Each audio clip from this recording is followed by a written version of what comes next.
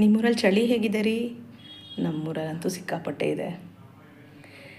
ನಿಮ್ಮ ಲೈಫಲ್ಲಿ ಯಾವತ್ತಾದರೂ ಈ ಥರ ಒಂದು ಘಟನೆ ಆಗಿದೆಯಾ? ನನ್ನೊಡನೆ ಶೇರ್ ಮಾಡಿ.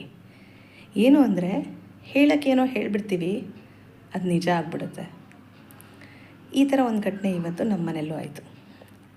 ನಿನ್ನೆ ನನ್ನ ಮಗ ಹೇಳ್ದ, ಅಮ್ಮ ಓದೋಕ್ಕೆ ತುಂಬ ಇದೆ, ನಾಳೆ ನಾನು ಸ್ಕೂಲ್ಗೆ ಹೋಗಲ್ಲ, ಕೂತ್ಕೊಂಡು ಓದ್ತೀನಿ, ಮೆಸೇಜ್ ಕಳಿಸ್ಬಿಡು, ನಂಗೆ ಹುಷಾರಿಲ್ಲ ಅಂತ. ನಂಗೆ ಆ ಮೊಮೆಂಟಿಗೆ ಅನಿಸ್ತು, ಯಾಕೆ ಸುಳ್ಳು ಹೇಳಬೇಕು, ನಿಜವಾಗ್ಲೂ ಆಗಿಬಿಟ್ರೆ ಅಂತ.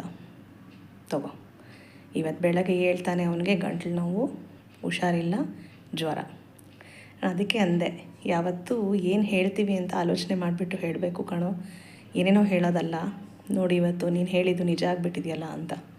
ನಾವು ಪುಟ್ಟವರಿದ್ದಾಗ ನಮ್ಮ ತಂದೆ ತಾಯಿ ಹೇಳೋರು, ಸುಳ್ಳು ಹೇಳಿಬಿಡಿ, ಏನೇ ಹೇಳಿದ್ರೂ ಯೋಚನೆ ಮಾಡಿ ಹೇಳಿ, ದೇವರು ತಥಾಸ್ತು ಅಂತ ಇರ್ತಾರೆ, ಯಾವ ಮೊಮೆಂಟಿಗೆ ನಿಜ ಆಗುತ್ತೆ ಹೇಳೋಕ್ಕಾಗಲ್ಲ ಅಂತ.